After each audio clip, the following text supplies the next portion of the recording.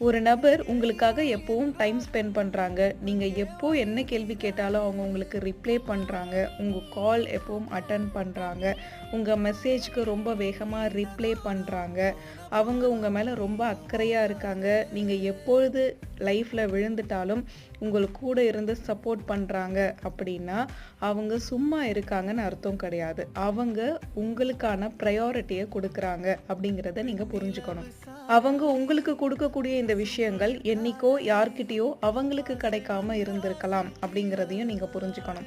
அவங்கள யாராவது இக்னோர் பண்ணியிருக்கலாம். அவங்க பேச்ச யாராவது கேட்காம இருந்திருக்கலாம். அவங்களுக்கு பிரச்சனைன்னு வரும்போது யாரும் கூட நிக்காம இருந்திருக்கலாம். ஆனா அது எல்லாமே உங்களுக்கு கிடைக்காம போயிடக்கூடாதுங்கிறதுக்காக தான் அவங்க உங்களுக்காக எல்லா விஷயத்தையும் செய்றாங்க.